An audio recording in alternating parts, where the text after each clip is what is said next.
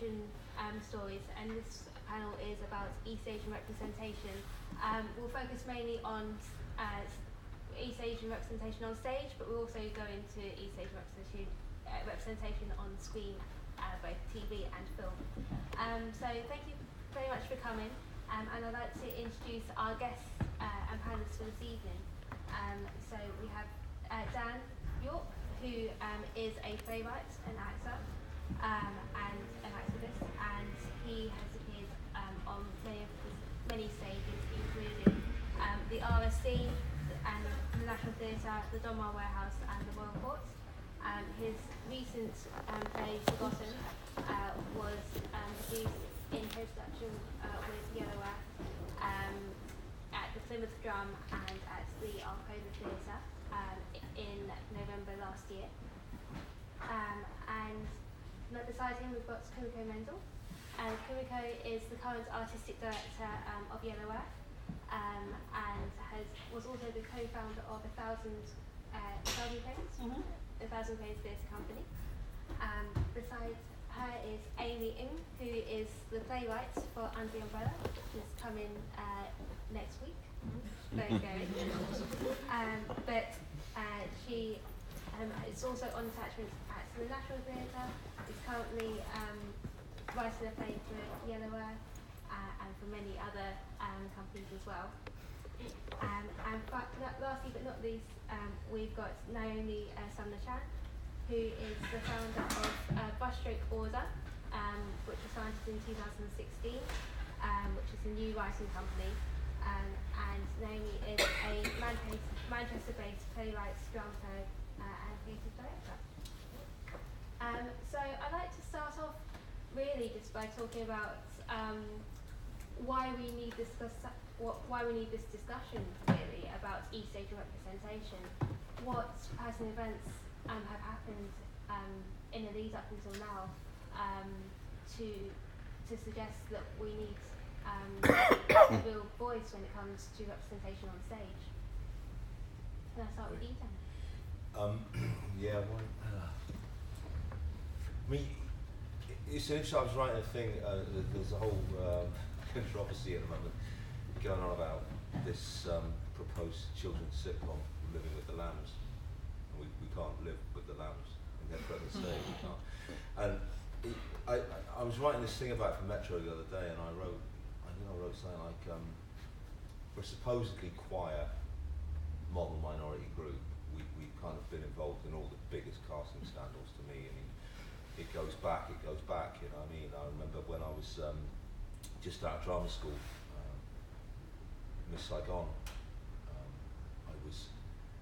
I had this very fancy Asian. She was posh, man. And we were going to this fancy do, and on the TV screen above. I mean, you know, now this, you know, some of the younger members of the audience might have to think back at the time when you couldn't live stream this stuff. There wasn't any internet. There was nothing. Do you know what I mean? And the chances were we were in this like bar, and there was a tiny little black and white TV, and on it was a protest on Broadway about Miss Saigon and Jonathan Pryce's infamous Yellowface performance, which I saw its first ever preview with. I'm not quite sure how that happened. I got in some sort of Royal Gala performance. But I remember that you know, there's all these people carrying placards, you know, and I remember there hadn't been anything like that when they showed up in the West End. And my agent just looked up at the TV and she went, "Oh my goodness, how ridiculous!" Like that. And I, do you know what I mean? I kind of froze, you know. And I suppose the big one for us was in 2012, the Orphanage Hour at the Royal Shakespeare Company, which was I think that actually probably changed theatre in many ways. I mean, I remember after that there was a whole conversation that started that, you know, people like Lenny Henry, you know, an Act for Change kicked off, and I think it was quite shocking at the time. It was quite shocking for the Royal Shakespeare Company. Obviously, it was quite shocking for the industry as well, because I don't think people had ever. I mean, it is quite interesting now that you can look on Twitter, and every day of the week there are people who work in theatre just literally coating everybody off. You know, like Rupert Gould the other week, you know, he referred to two of his staff as diary monkeys or whatever. I remember back in the day, man, you would not say boo to that man. You know, you wouldn't. You know, that's immense power and privilege, and the whole, you'd think I can't say anything rude or Gaul. He's the artistic director. I mean, people openly quote him on Twitter for doing that. Do you know what I mean? So we live in a much more kind of democratized industry now, and I think that was the kind of started a lot of that, really. The Orphanage Hour was a huge kind of, literally went viral, never anything like it, and that changed things for us a lot. And I just want to say this actually, because obviously we will be talking about quite negative things, but you know, I have to say the last few years, you know, we're actually living the dream, I have to say, and this is the golden age of British stage and theatre without a shadow of a doubt. There's stuff on all the time now, it's unbelievable. And that wasn't possible before, it was so difficult. I forgot to mention, so we will be having the dedicated session at the end for questions, but if anyone likes to ask questions during whatever we say, feel free to chip in. But is it okay if we just clarify the situation around Orphanage Hour for anyone who doesn't know? Well, the RSC, they did this season called A World Apart. They do that. They put these plays together in seasons, you know. It's a kind of marketing tool. And so they put together Boris Godunov, The Life of Galileo by Brecht, and The Orphanage Hour, which is supposedly a dynasty drama. I think the story goes back even further, and it was marketed as the Chinese Hamlet. I think that's just literally because everyone dies at the end. I don't think it's got anything to do with Hamlet. And there's like a million different versions of this text. It's, you know, and it's kind of iconic. I mean, I'll talk about this a bit later, but the whole concept of Chineseness is a bit strange anyway. It's a kind of imposed idea.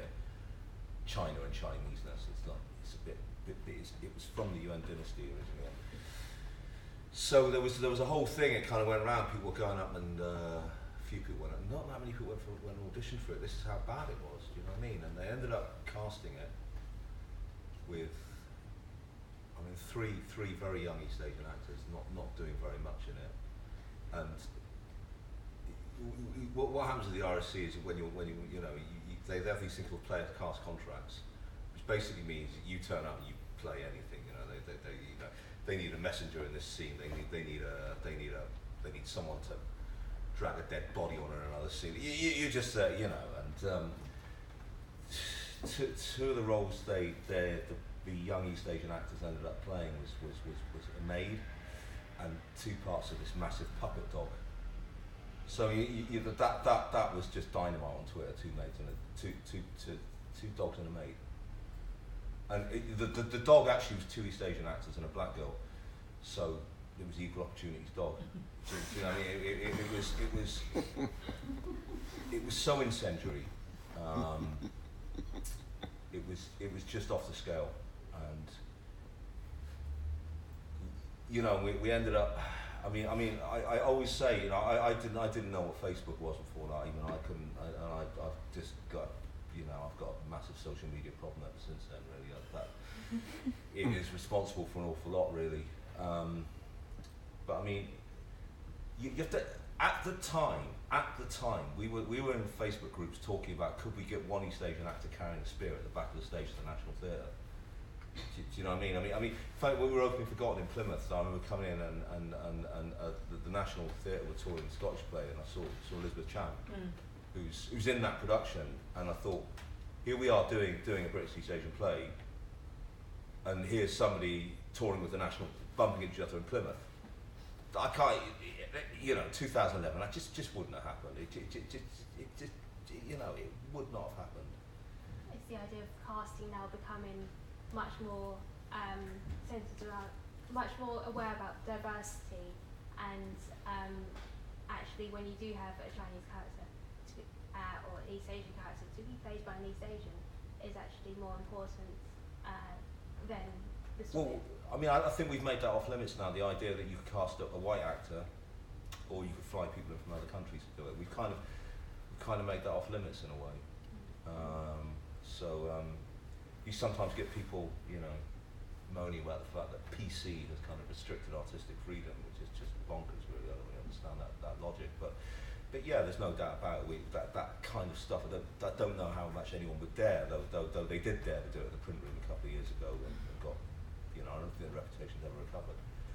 And Kumiko, with Yellow Earth being founded in the 1990s, which was a theatre company dedicated to putting on plays with East Asian actors and so forth, how have you seen this evolvement over the years? I particularly know that you were very much one of the main voices when it comes to the curriculum scandal of 2016, I want to believe.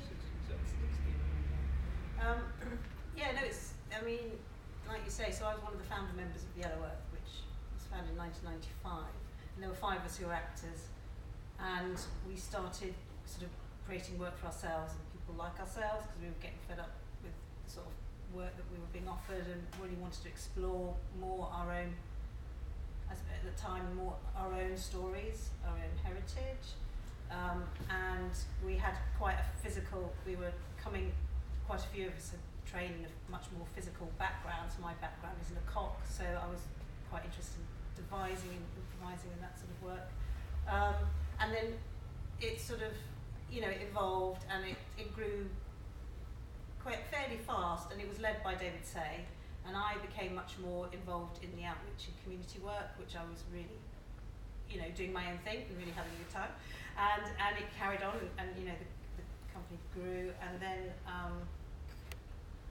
so it was interesting, because I was sort of on the inside, in a sense, rather than a jobbing actor looking for work. Although I was still freelance, I wasn't doing so much work. I was creating my own work, and I've always felt like that's what's interested me, creating my own work, creating work for other people, to get involved in, and that's what I sort of continue to do with Yellow Earth. Hopefully, I'm creating opportunities for other people to come through and get opportunities that they're not getting per se, especially when they're starting out. So I think that's been really interesting, and I agree. 2012 was a watershed moment for British East Asian theatre. Up until then, Yellow Earth was the only regular funded theatre company.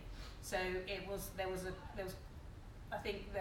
a feeling of onus and pressure that we had to do everything, which was it's very difficult when you're just one company trying to work in everyone's interest, and it sort of coincided with a time when the company actually lost our revenue funding for various reasons. It had gone through artistic changes, and I was still there, and I stepped up as a creative sort of director in the interim, and I thought, well, we've got no money, but I haven't done yet what I want to do, so I thought I'm going to get going. And so I carried on, but it also opened a space up.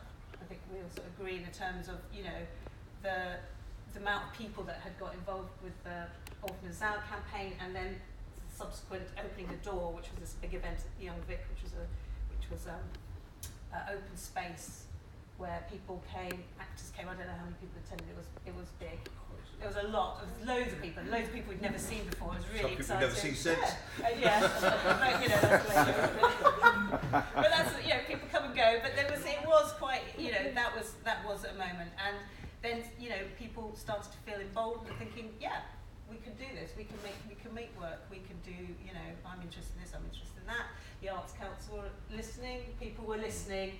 The National were making a big effort to invite actors in. Come and audition, those sort of events that were held that really helped, and we started to see changes happening. Yellow Earth shows, we got the RSC casting coming along. That would never have happened before. The National were interested in what we were doing. Suddenly, people were really interested in what Yellow Earth was doing. It was quite incredible. And also, Yellow Earth has been getting so many different development opportunities, not only for actors with the Yellow Earth Academy, but also for playwrights with the Professional Writers Program, of which Amy is one of those playwrights. So, Amy, how have you found having this professional development, and how do you and Naomi find the playwriting scene of British East Asian arts? Could you talk to us? Sorry, can you talk out a bit, because it's No, I hear it back. So it was a question to Amy and Naomi about the stories that are currently out there for British East Asian arts, what shows have been on recently, what are coming up, and how your work's forming.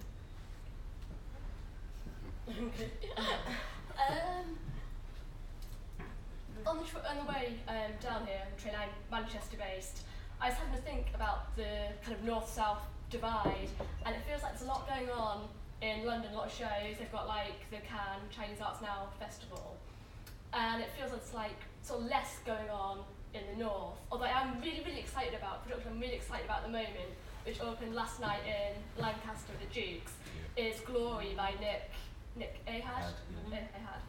And that's got an East Asian male in it. In the wrestling scene, we've managed to escape the takeaway for once in our lives and do something else. And it's an East Asian male being very masculine, being very physical. If you look at Josh Hart, he's a very physically attractive man, so challenging all those, East Asian men, they're not attractive. So I'm super excited about that. There's nice photographs on my social media. I'm aware that we're going to see this on Twitter, but hey, it's appreciation. Nanjing is also coming to the Royal Exchange by Jude Christian, so I'm super excited about that as well. Something I saw recently, because I got on a train and went to London, oh my gosh, was Jen Tang's Ghost Girl. I'm not going to say it in Chinese because my pronunciation is shocking. But putting across that adoptee kind of story, and that really resonated with me because I'm a transracial adoptee, adopted from Hong Kong into like a white British family, and that's what my upcoming show is about, Same Different, is exploring that whole kind of transracial adopted identity, mixed identity, kind of being Chinese outwardly, but having like no real links to that culture, and being quite white really inside. And then obviously under the umbrella, which I'm going to catch in Liverpool, so thank you for bringing that up north as well. Because London is shouldn't get all the good stuff, you know? Take it out there. There's an audience in the north, so anyone out there who's making work, please do bring it up north. That would be great. So I came to the UK in 2010. I've been a student before, but then I left and I came back in 2010, and I think so. Therefore, I'm really the beneficiary of the Yellow Earth and the Orphan of Zhao thing. So like the Orphan of Zhao was adapted by a white playwright as well, and now I'm doing one of the successor projects for the RSC. Is their Chinese classics project, and the remit is to adapt Chinese plays by Shakespeare's contemporaries. They interpret contemporaries very broadly, 800 years old, and I think well, so but they have a really arbitrary cutoff of 1644 for some. That's the founding of the Qing dynasty. There's some really good plays come off that though. Yeah, anyway, it's really good. And I don't think that would have happened before the Orphan of Zhao thing. So I haven't been on the barricade, so to speak. Though I did sign the Living with the Lambs letter, and I went to the print room thing. But I wouldn't say it's been smooth sailing for me. I feel like for my trajectory as a playwright, I've had a lot of opportunities. It's more that I've been pigeonholed a bit. Like I feel if I pitch things that are not just East Asian, even if there's somebody who is East Asian in it, I don't get as much of a hearing as if I pitch something that's squarely China related. Yeah, so that's my take. No, but it's interesting to pick up on that. We hear of success stories where Crazy Rich Asians came out in 2018, and it was a celebrated film because it was very much a Chinese American story that you haven't seen before. And then there was the celebration of Sandra Oh in Killing Eve, an East Asian woman for the first time in 40 years, 50 years, winning an Emmy for leading actress. Well, my potential was even ever. But then it's then coupled with living with the land, shenanigans that we're currently having where the BBC and 2020 commissioned a Chinese sitcom of which only 2 writers were of British East Asian origin. I think the idea is that there's 10 episodes and there's some disagreement about this. I mean, I find it's what they're now saying is, well, what we said is a minimum of 2. I find that strange because if you ask me if I was them and I was doing it, I had 10 episodes, and you asked me how many British East Asian writers are there going to be, I would say as many as I get. I find it, everyone's come out of that meeting going, well, 2. So I that's the way they're spinning that now. I think, but it's also the core concept of it didn't come from a British Asian person, it came from somebody who had no contact or any, had no relationship to a Chinese family or anything. I mean, it just came out of her head because I find shockingly arrogant, I have to say. I'm trying to imagine myself, I'm trying to imagine us going, look, I think we should write something about a Turkish family. She basically thought there's a market. That's what she thought. I mean, it is, it's economics, and I think she probably did it offered a Well, very... there's a joke in show business, right? Everyone knows about 2 businesses. Everyone's an expert on 2 businesses. Their own business is show business. My thing, everyone's an expert on 2 cultures. Their own culture and Chinese culture. Everyone, really, the amount of stuff you do, and people will come and they'll say, I didn't think you got that bit quite right, and you're like, what, bruv, what do you know, seriously? And I do find that there is a kind of thing, and I've read the series Bible, and I have to say I was laughing out loud at like whole tracks of it. I'm just like, that's just ridiculous. There's a little thing. This isn't particularly offensive, actually. I find it offensive, but it's not. It makes a reference to it several times. It goes, the Chinese Trinity, the Holy Chinese Trinity of employment. Doctor, lawyer, what's the other one? Engineer. No, it's not. That's what I'm saying. It's not. It's doctor, lawyer, accountant. Yeah. Now, I'm gonna get, no. That I'm sorry, is bunk. In the People's Republic of China, they're not obsessed with those things at all. Do you know what I mean? I mean, Alibaba tech millionaires. Do you know? They're teaching their kids. They send their kids to learn classical piano. There's all sorts of things. That actually is an immigrant narrative. Do you know what I mean? Because those are 3 safe professions that bypass racism. I was seeing an interview with an actor I was in the RSC with last week, called Shoppe Dirisu, and he was saying the same thing. His parents wanted him to be a doctor. It's an immigrant narrative. It is a thing in Singapore where my family are from because there's no resources in Singapore. So you better be a lawyer. But I mean, the fact they impose that on what is nearly a quarter of the world's population as a kind of overbiding principle, really. I mean, I just find that utterly ludicrous, and that's what happens when you're outside something, and you're trying to kind of like impose a concept where you can make something which you think, is. I mean, I can only say, it's a racialized. It's a racialised concept. That's what it is. It's not, it's not coming from one particular person or any internet experience or anything. You know what I'm saying? Yeah. And like just riffing off the back of that, I actually did BBC Northern Voices, their talent development scheme back in 2017, and it's all about that whole, diversifying their pool of writers and all that. And it's like, but where you're developing this talent for what and for why? Where are you placing it? What are you doing with it? And it seems that there's a cut-off point, and you're not going to get beyond the entry level, and they're going, there's not enough writers of experience to write this Living with the Lambs, all the East Asian writers haven't got enough experience. And while that might be true, just for me personally, I'm not a TV writer by any stretch of the imagination, there are other people out there who are perfectly capable, but why would they say to me I come for this entry-level scheme, and then just not take it any further, as in, I'd quite like to be mentored by a more experienced writer. I'd still like a writing credit, and I'd still like to be paid properly, because I think that's another one of the issues that's come out of that. Very experienced writers were kind of being put back in very, very junior positions.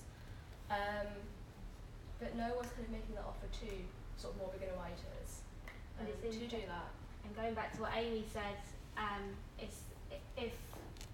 if Chinese writers, if British East Asian writers can't seem to get out of this pigeonhole of writing East Asian stories, and then those stories are then not written by British East Asian writers, what can we be writing?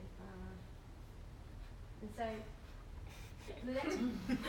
well, no, because there is a thing there, and I know, you know, being an actor, there's an expression about being, people talk about being typecast, you see, and there's some famous actor, I can't remember, Marlene Dietrich, someone like that said, actually as an actor, if you're not typecast, you're not working. You know, this is true. I did this two-hander years ago for a company called Lian called Sun is Shining, which is two of us in it. It's myself and this Scottish girl. And we went all over the place with this. We transferred off Broadway and everything. The thing was a huge hit, you know. And you could look at all the reviews if you want. You can find them. You know, she obviously wasn't carrying me. We both got bigged up. But it was amazing the amount of people would come and see the show. And because this white Scottish girl, and you could see them after the show. They go, great. I've got this play we're doing. We're going to take it to the West End. And they see me and they go, yeah, you're great as well. If you've got anything for a half Chinese guy, we'll definitely come back. There is a thing that you have to be able to play your archetype first before they let you do anything else. And the same with writing, I think. You have to be able to write a story that comes with something, and then, you know, if you do that successfully, they let you branch out. So if they're not actually letting you write about a British Chinese family, then what are they going to let you write? Absolutely, you know, it's just ludicrous. Exactly. And I know that we have a few actors in the audience, so it'd be interesting to talk about your guys' experiences about auditioning and what sorts of roles you're being put up for. I think we mentioned it, where British East Asian men aren't being seen as the leading men at all. Can you say a bit more about that in terms of having to write these stories? It feels slightly awkward because I'm not a British East Asian man, so I feel like I can't really speak to that experience at all. And also, all the roles that I've written for East Asians have actually been for females. So we're about getting females on stage. So I'm going to kind of look at Amy and see whether you can speak to that. I have an all-female cast.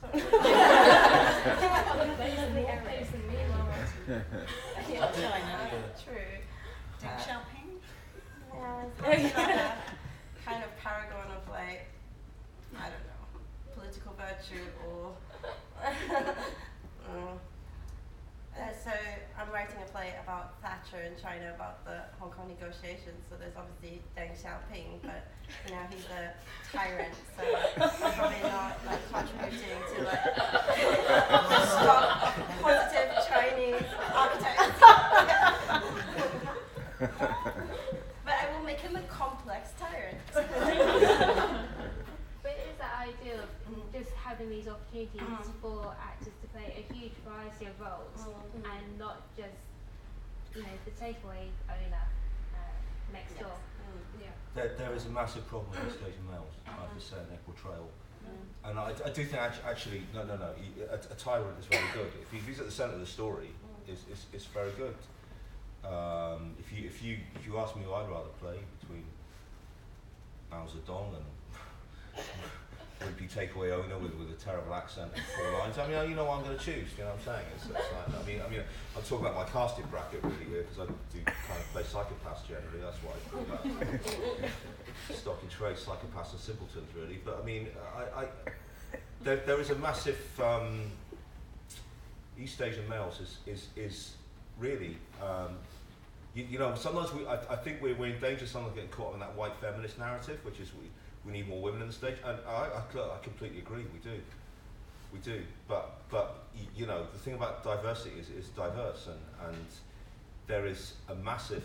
I mean, I had one meeting with the BBC years ago. Now it's just I say when you have these conversations with theatre people, they kind of sit there, they listen to you, and they wring their hands and go, yeah. So what can we do? Yeah, let's have an open space event. But they will listen, and they will try and do something. TV people, I have to say, are completely intractable, completely arrogant, and quite aggressive. And I was having a really stormy meeting with the BBC a few years, and I floored them with one question, which is this: you know, when was the last time you turned on your TV and you saw an East Asian male kissing a woman or a man or anyone actually romantically, consensually? You know, and I'm not talking about, you know, so when you do talk about these things, right? And we were talking about Josh a minute ago, and great. What you get on Twitter is people will show you these pictures of all these kind of buff, kind of waxed, you know, East Asian boys with, you know. And we're not talking about that. If you turn on your TV any night of the week, you'll see white men who are saggy and baggy and wrinkled, and they've got wives and things. You know, they're seen as viable romantic partners, and you know, whereas East Asian males are kind of invisible or freaks, really. And I think that's a serious problem. It really is, and I do think that there is a real thing on Asian Twitter. You know, there's a lot of embittered, kind of low self-worth, low self-esteem, manifests itself as quite extreme misogyny in some cases, resentment. It's an issue, and that's where, to me, representation does matter. I'm not saying women have it brilliantly, because look, you know, you're either dragon ladies or kind of coquettish, kind of lotus blossom sexual trophies. You know, it's not. You know, but you know, that's what we're left with, the kind of those kind of awful paradigms which just won't do, I think, in 2019. Exactly. And I think these two shows that we just mentioned, Under the Umbrella and Same Same Different, are doing something to change that stereotype and actually bring interesting characters on stage. So Amy, shall I start with you with Under the Umbrella? Just to talk us a little bit about it and how it's all been going in the rehearsal room. Yeah, so as the actors and the director, it has been going brilliantly, the rehearsals. So in Christmas 2017, it was right before Christmas, wasn't it? It was. I had my first meeting with Lian, and she said, I want to create a piece about marriage markets in China. And so my first thought was like, that's intriguing. My second thought was kind of like, why are we doing this in the UK? You know? And so so then we had a conversation where I was really trying to find out from Lian like what was driving this idea. And I think we both came to the conclusion it was really, you know, the one-child policy and what it says about the value of women in Chinese society. And then, so I came up with an idea where it wouldn't just even be about the value of women in Chinese society, but also here. So about how, you know, I think, you know, desire is very political. Like, what is desirable in a partner is definitely determined by society and just by the larger context in which we live in. And so at the center of the play is really a Chinese student in Coventry's friendship with a white British girl, and they're both, and so the Chinese student has just turned 27, so she's now officially a leftover woman. She's past her shelf date in China, so her family's desperate to get her married, and then like her white housemate has just broken up with a boyfriend and is on Tinder, and she's, you know, so they have commonalities, and they're both really trying to figure out like how much they're worth in the marriage or the romantic market, and what they do about that. Like, what do they do when like, do they let themselves determine their own self-worth by how other people see them or how other people value them in these various markets? And so the whole play became really about female agency and, you know, how do you reclaim your agency as a woman in a world which commodifies you. And so I'm hoping that this isn't just a, you know, British East Asian play. It's also, it will say something to everybody, hopefully. Yeah. Okay. It's using the British story to say something that's really quite universal. Yeah. And tell us a bit about Same Same Different, because that's also about identity. They're actually finding your identity. Yeah, and I'm going to start, I think, with a shout out to another real pillar of the British East Asian theatre scene, which is Lucy Sheen, who kind of started all this off for me, really, because I watched her film Abandoned, Adopted here, where she talks about her own adoption story, and that kind of inspired me to kind of start researching Same Same Different, which is why I interviewed lots of adoptees, not just East Asian, but from all over the world, and to kind of get the importance of racial mirrors, really, because I've interviewed my parents kind of for the project, and they are both white British, and they just don't see the need for it at all. Like, in some scenes, you can see them really trying to throw them a lifeline to rescue themselves, going, well, you know, you couldn't choose where you lived in the army, but if you could have chosen, you'd have picked somewhere different, wouldn't you? And they're like, oh no, where we live is really nice, this countryside is really nice, you know. Everyone just sort of accepted you as our child, and it's like, well, racial moves are important, whether adopted, not adopted. I think that seeing yourself in the people around you is really important.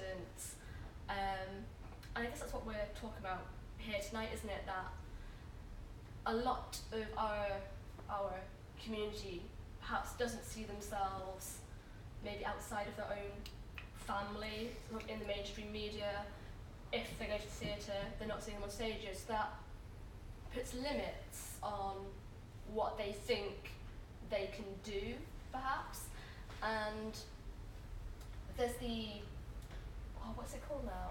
The East Asian Ticket Club that's going on here at the moment. And it's a fantastic offer, but Lian's been saying, you know, it's kind of a struggle to attract some of the East Asian community. And that's possibly because they have been mistold, or maybe not even mistold, I don't know, judge for yourselves, the idea that theatre is not for them, this is not their space, this is not their world.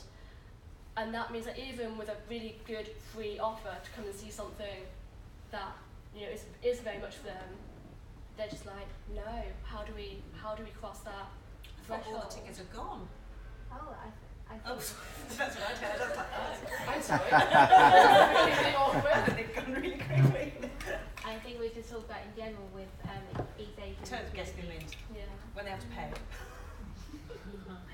And then you spoke before. No. It's fine. No, but you're absolutely right. It's It's so hard to get the East Asian community to come and watch. But then we've had you know, Forgotten. We had a great turnout. I mean, it was in London mainly, but you know, we had Mountains, That's the Dreams true. of Lily. Yes. When it came to London, it was phenomenal, and also up in Manchester. Yeah. We had So- coach loads as well, Forgotten. I mean, Yeah. what Naomi was saying about touring to the north, I completely agree. And there's a lady at Birmingham Chinese Community Centre who got a coach come down to see Forgotten, and she was bemoaning the fact that she has to keep coming down to London, and I felt incredibly guilty. I mean, I felt like if I could build a setup together now and get a few quid to play the actors, you know, I'd drag it to Birmingham now and do it in a car park. But you know, the reality. I'm talking about one particular bit of regional Britain. I mean, I'd have taken it anyway. You know, I would. Logistically, it's just very, very difficult to, you know, get It's it. not that we didn't try. No, and It's I not think easy. wasn't there an issue we could have had Salford if we'd gone for a different date? Yeah, And I can't. I mean, touring is a whole other I can't. massive issue, and it's very tricky, and it's very, you know, it's a very difficult climate at the moment, and I think, you know, and just finding slots that are going to work with your dates that you want when you're taking on tour, it's really, really tough, and even when you've developed a relationship with you're co-producing and you're co-commissioning, which is what we did with Manchester. You know, if Black Theatre Live hadn't come on board, you know, we may have just gone to London and Manchester. But because we had Black Theatre Live, which was this initiative, strategic touring consortium of venues, collection of venues all over the country, mostly in quite an unusual collection of venues. Bury St Edmunds. Bury St Edmunds, yeah, they were sort of like, in Bury St Edmunds and Peterborough. Hive of multiculturalism. Well, that's the point. The idea was to bring, point.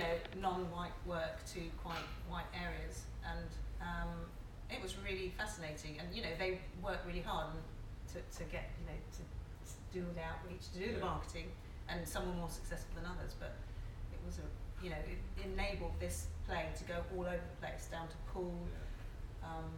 Down, up to Bury St Edmunds, to Peterborough, to Margate, and people were there watching in tears, going, this is my life.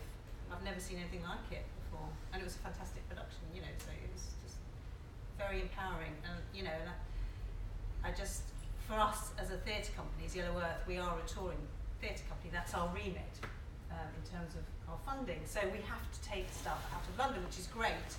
But it's so much harder than it sounds. It's not easy. With Under the Umbrella, we're touring that out of the Belgrade, which has been really exciting. But again, just lining up the dates has been really, really tough. And also, trying to work with the other producers in your scheme. That was really hard. Of course, yeah. And it's the spaces. It's what else they're programming. Whether they feel they've already had something a bit similar. you know, all sorts. It's the idea of just, you know, how many or too many Chinese plays in a season. Yeah, well, we've already done that one. Yeah, we've done the Korean and we've done the Chinese. We have to wait at least another 5 years. But no, so we've covered shows that we've been coming up. We've covered the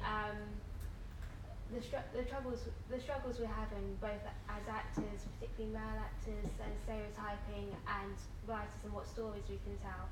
And we've also covered some historical moments in our fight for British East Asian representation. So I'm going to open it up to the floor now if there's any questions that people have, just to carry the discussion on further. Questions or thoughts? I'll share a thought. So the thing that I'm really hung up on at the moment is the idea that even the frustrations that we've had with Under the Umbrella and the frustrations we've had trying to tour it to venues and people saying, we can't have this show because we've already had an East Asian show in the past year and a half, or whatever it is that their excuse was. My deep frustration is just wanting to pick up the phone and say, do you hear yourself? How can this be your response? And I need to, for my own sanity, make the next step. Someone give me a phone. I would like to yell down the phone at someone and tell them that's simply not acceptable. And so at what point can we get further intervention to make sure that doesn't keep happening? Because it's really unacceptable. Yeah, I mean, what is that intervention? Because there needs to be one. But it's not necessarily, we've just had a Chinese piece, although someone did have a conversation with someone else, a writer, about, well, we might not be able to take up your play because we've already had a play on yes. But, you know, normally it's the programming, you know, we have to juggle all the programming, we have to look what sits in the mid-scale, you know, the big space, the small space, how that balances up. There's loads of excuses around it. There's not usually, I mean, back in the day we did have Bury St Edmunds, in fact, it wasn't run by Karen at that point. We did have them saying, well, does it have martial arts in it? Does it have martial arts in it? No. Oh, wow. Well, look, no, I always say this, okay, because you know, I run this Facebook group for British East Asian actors and artists, and I always say when there's anything on, like, I don't care if you don't like the play, I don't care if you hate everyone in it, buy a ticket and go, because I'm telling you now, the thing that will get them booking and programming more stuff is when they see a full theatre full of East Asian people. I'm telling you now, they will keep, you know, if they don't judge it on the quality, they don't care. Do you know, if it sells out, they'll do it again. That's it. So, you know, really, I mean, things like East Asian Ticket Company, that's the stuff Beats have done, and you know, I mean, look, I felt like when we did Forgotten, I mean, the amount of pressure, the amount of responsibility I felt, I can't even, and when we sold out, I think it was 80% capacity, I think, and I don't know what the actual percentage of East Asian Chinese audience was. It was huge, though. I mean, I remember coming into a Q&A after one matinee, stood at the top of the stairs, and all these Chinese people coming out, uncles and aunties with their kids, and I was just like, what, you know, I couldn't, do you know what I mean? The relief, because that means when someone goes to the Arcola next, the Arcola aren't going to go, well, we put a Chinese play on, you know, like 4 people turned up, do you know what I mean? People got excited about it. I know Chris Sonic's who's the new artist director of The Bunker, he went. And he keeps tweeting about how, like, he sat in a room full of Chinese people watching a Chinese story. You know, and that, he's open at stuff now, do you know what I mean? And I think there is that, and we just have to create as much noise about everything that goes on. And how do we keep that momentum going? I think we are, though, in fairness. I think we are. I mean, like, every dialogue on my Twitter feed is under the umbrella. That, you know, there was Guai Moi just gone. There was you know, it feels quite constant. There's these 2 amazing things coming out of the Royal Court, which I think are going to blast the roof off of London Theatre. I mean, there's so much going on. Do you know what I mean? And I do think it's happening. We are born. We are rolling. I mean, the fact that we're actually having a conversation, and you're saying that about I want more stuff up north, the North-South divide. Because we wouldn't have been talking about North-South divide 6 years ago. We'd have been talking about, you know, have we got one East Asian play, and have we got an audience of more than 10 people to watch it? And you know, it's starting to happen now. We're starting to get a canon of work as well. I mean, one of the most, you know, humiliating things that I ever felt was being an artistic director of the Future session at the Young Vic, and Magni Yunus, who's like a compendium of writers of he listed off, he said, I want to pay tribute to the people who come before me. Incredible list of people. Winston Pinnock, Tanika Gupta, done a huge list. Not a single East Asian on there. And look, in the last few years we've got plays now and they're published, you know what I mean? We're getting a little body of work, and that's all happening. And the fact that we've got diverse voices as well in different parts of the country, like yourself and Lian and Anna, Wayne. And I'll tell you what's really positive as well. I'll just say this because Lian and Anna and Wayne are really kind, because you're both producers, right? Now, there would be a tendency to think, well, I'm in a building, I'm working as a producer, they're going to give me a project, I can do whatever I want. But the fact you sent in an East Asian story, the fact that Anna, it doesn't play about wrestling, and her lead is an East Asian man, and she's kind of gone out to bat for that, saying, look, that's me, and that's what I want to see.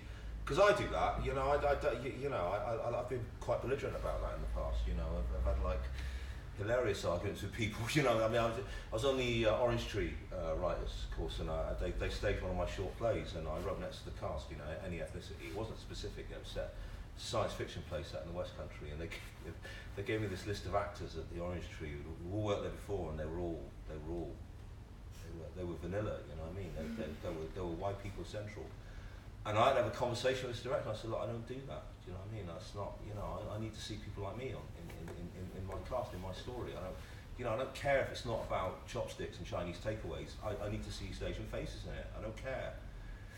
And I think that's how we keep the momentum up. I think it's just by keep telling the stories and keep coming up with stuff, and those outrageous things that people say. Yeah, we just got to not be daunted, and we need to believe in ourselves as well. I do think there is a thing, because we're all saying this about living with the lambs. We're all saying, well, I've never written TV before. Maybe somebody meant it be. I'll tell you something. One of the most successful TV writers, Linda LaPlante. Right, I know this for a fact. Lots of people have told me this. Apparently, she goes into pitching meetings. She just sits there and blags. And I'm thinking, this bloke in Marbella who's a retired bank robber, and he's got this ex-wife who comes over, and she tries to murder him because Then they go, great, then that's fantastic. Then she has to go away and write it. She literally, that's how much chutzpah and confidence she's got. Do you know what I mean? She's thinking, I'll just invent a story and I'll write it. And I do think there's something in that kind of self-belief. And Ria Parry talked about this at the Artist Director. We need to cultivate a sense of entitlement, because white middle class people have that. And we need to have that, definitely. We need to have that kind of self-belief, that kind of confidence, and that kind of bravado. Because no one's paying to watch you be bashful and shy. So certainly, and it's that bravado that will get us somewhere. Yeah, definitely. Not only with the theatregoers and the actors, but also the gatekeepers of the stage and screen as well. Yeah. Actually believing in these stories with the amazing, aspiring writers that are coming up as we speak. If there are no more questions, I think we will leave it there as a panel. So firstly, thank you so much, Dan, Kumiko, Amy and Naomi, for coming here tonight and talking about East Asian representation. Also a bit of a plug as well, with Under the Umbrella. Please do come along. It is starting next Saturday on the 2nd of March 2019 until the 16th of March here at the Belgrade, before going to Paul, Liverpool and Tara Arts in London.